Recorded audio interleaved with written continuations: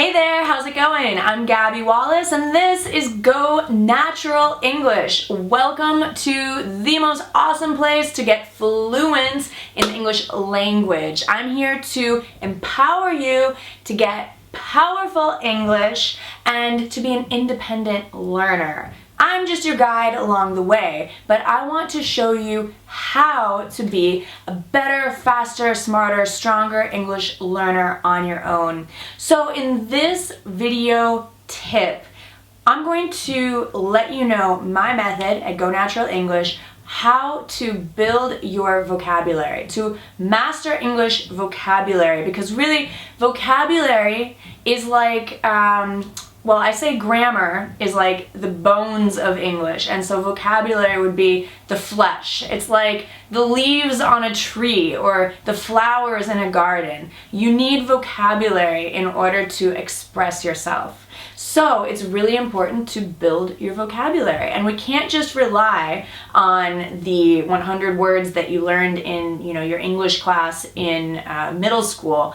Those are often not even helpful or real world English words. So anyway, I digress. So I want to tell you the 3 top tips for learning vocabulary, and these are tips that I've developed over years of teaching English as a second language and also learning languages myself. I've learned Portuguese, Spanish, some French, some Japanese, and a smattering of other languages. So I have always looked for ways to learn languages faster, easier, and better to be able to communicate in real life and connect with people like you. So that is my passion. That's what I'm here to do. So let's start with the top 3 ways that you can build your vocabulary in English. So the first one I wrote here, and is CRU, kind of spells a nice acronym, CREW. C is for connect. As soon as you learn a new word, or I should say as soon as you read or hear a new word, you need to connect it in your mind with another word that you already know. Or it could be another idea, it could be another sound, it could be anything, it could be a color, it could be an image, something that you already know and are familiar with.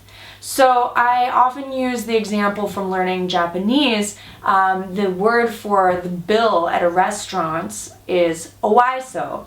There's a few different ways to say it, but that is one way to say it. So when I learned this word, or when I heard this word for the first time, I connected it with the idea of an eyesore. An eyesore in English is something that hurts your eyes. So I think, oh my gosh, when I get the check at the restaurant, it hurts my eyes to look at it because it's so expensive.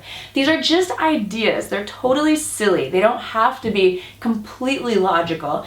They just have to be enough to connect your new word with something that you already know. This is the way that we build connections or pathways actually physically in our brain. We build neural pathways from something we already know to something new. That is how we clear the path in the jungle of our brains in order to make it easier and faster to remember new words in English. So connect.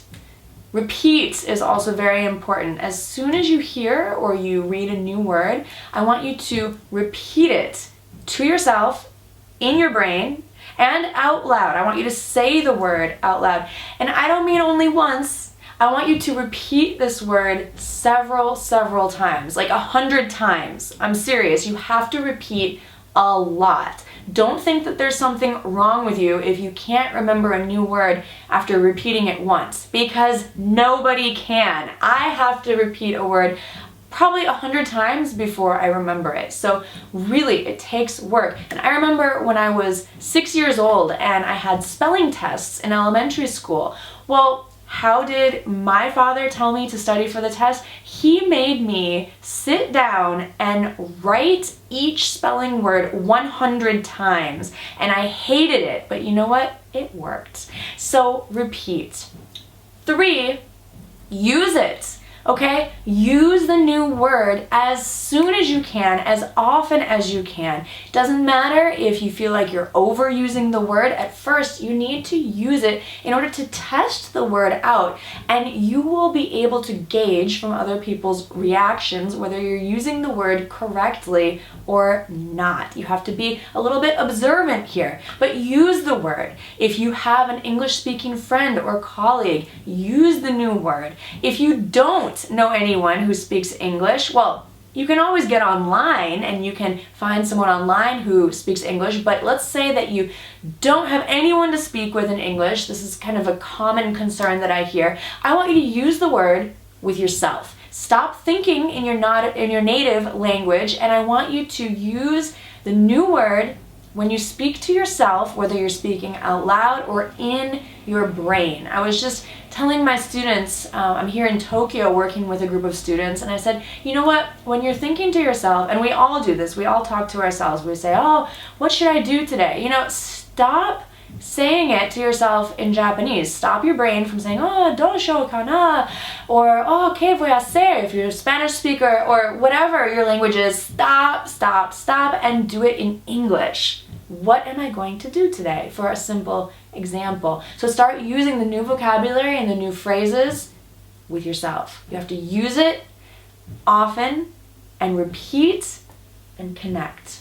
Okay? And as a bonus tip, before we finish this quick tip, I want you to read a lot in English, and I want you to listen to a lot of English. Like every day, you need that language coming in.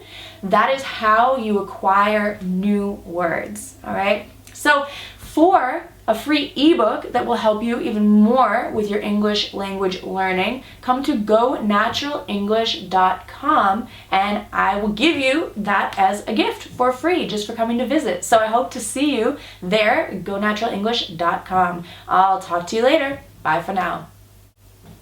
Oh, and don't forget to subscribe to Go Natural English on YouTube, leave your comments, and share this video with your friends if you found it helpful. Thank you so much for being an awesome part of the Go Natural English community, and I'll talk to you soon. All right, bye for real.